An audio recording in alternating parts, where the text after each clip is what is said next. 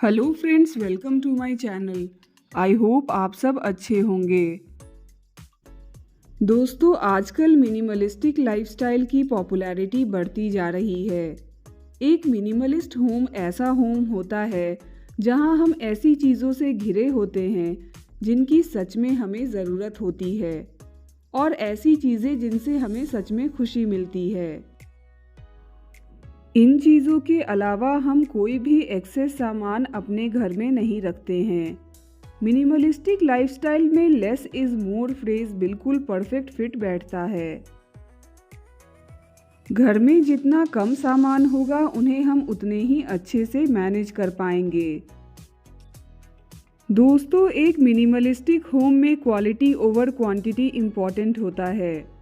Minimalistic lifestyle से आप अपने टाइम और पैसे दोनों की बचत कर सकते हैं। एक होम मेकर की लाइफ ऐसे ही फुल और स्ट्रेसफुल होती है। ऐसे में जब हमारे पास ज़रूरत से ज़्यादा सामान होगा तो उन्हें मैनेज करना हमारे लिए और भी मुश्किल हो जाएगा। तो आइए जानते हैं ऐसे कौन से तरीके हैं जिनके हेल्प से आप मिनिमलिस्टिक लाइफस्टाइल अपनाकर अपने टाइम और पैसे दोनों की बचत कर सकते हैं। दोस्तों, एकदम से अपने लाइफस्टाइल को चेंज करके क्लटर को कम करना और मिनिमलिस्टिक बनना थोड़ा मुश्किल है। इसके लिए आपको अपनी सोच को बदलना होगा। अपनी सोच को मिनिमलिस्टिक बनाने के लिए आपको ये सोचना होगा कि आखिर आप मिनिमलिस्टिक लाइफस्टाइल क्यों अपनाना चाहते हैं। जैसे कि क्लटर को कम करके ज़्यादा टाइम सेव करना और अपने बच्चों और फैमिली के साथ ज़्यादा टाइम स्पेंड करना। दूसरा, मिनिमलिस्टिक लाइफस्टाइल से पैसों की भी बचत होती है। तीसरा, कम सामान से वर्कलोड और स्ट्रेस दोनों कम होगा। चौथा, अगर सामान कम होगा तो हम ज़्यादा ऑर्गेनाइज्ड और फोकस्ड रहकर अपना काम कर पाएंगे।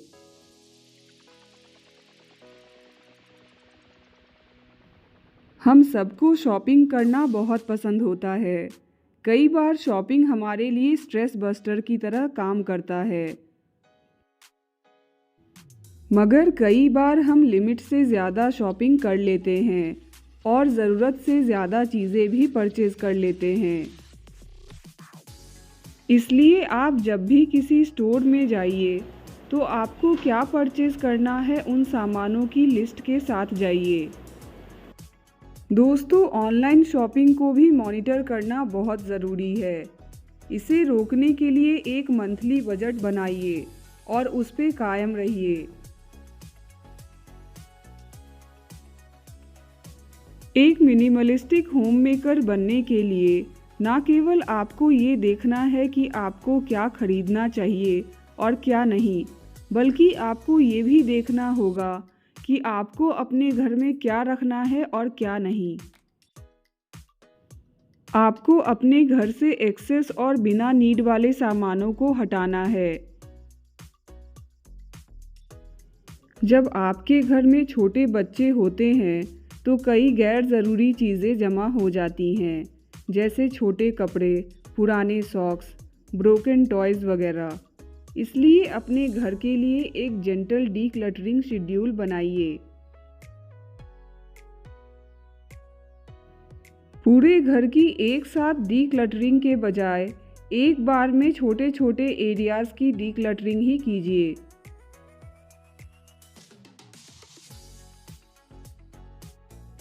अपने घर और लाइफ को ऑर्गेनाइज्ड रखने के लिए ये आइडेंटिफाई कीजिए कि घर में किन चीज़ों के बिना आप आसानी से रह सकते हैं।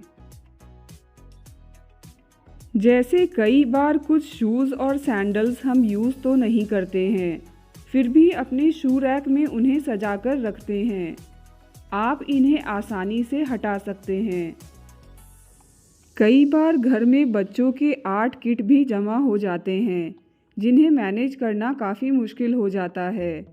जो चीज़ें आपके बच्चे कम यूज़ करते हैं, आप उन्हें किसी को भी डोनेट कर सकते हैं।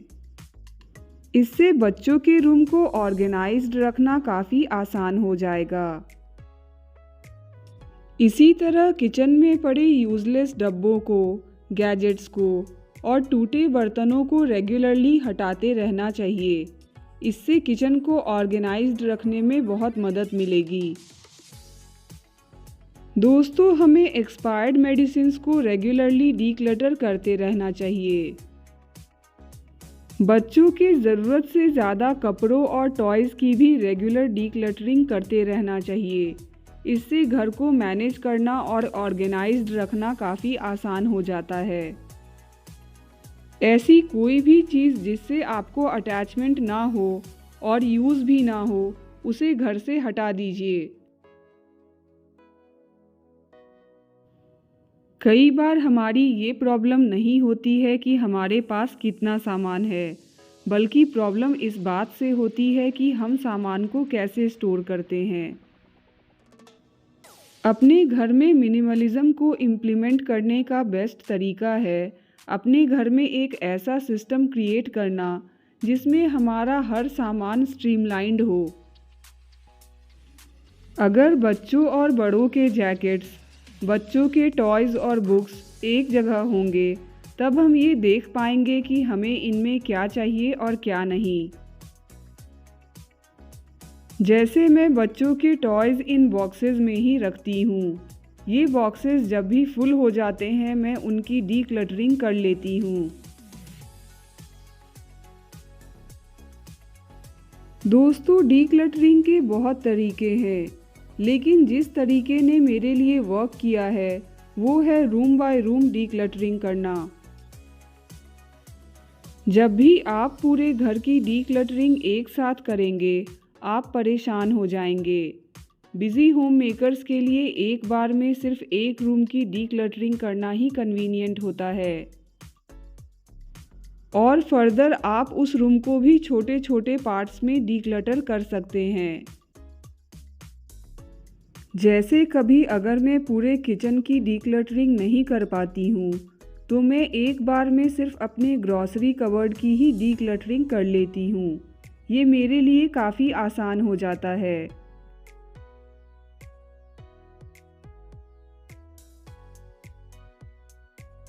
दोस्तों, इस वीडियो से आप लोग जान चुके होंगे कि मिनिमलिज्म हमारे होम मेकिंग जर्नी के लिए बहुत ही हेल्पफुल होता है।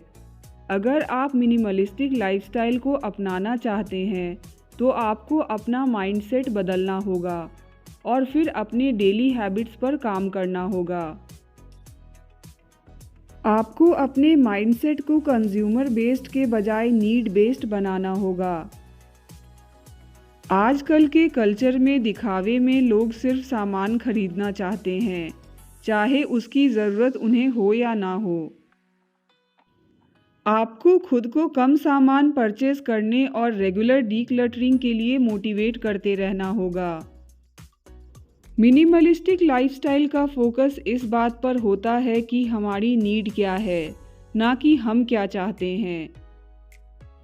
दोस्तों, इस लाइफस्टाइल को अपनाकर आप कम पैसे खर्च करेंगे और अपने टाइम को ऐसे कामों में स्पेंड करेंगे जिन्हें करने से आपको खुशी मिलती है। आई होप इस वीडियो से आप एक मिनिमलिस्टिक लाइफस्टाइल के इम्पोर्टेंस को समझ चुके होंगे। तो कमेंट सेक्शन में मुझे बताइए कि आप में से कौन कौन मिनिमलिस्टिक लाइफस्टाइल अपनाना चाहता है। मिलते हैं नेक्स्ट वीडियो में। तब तक के लिए goodbye and take care.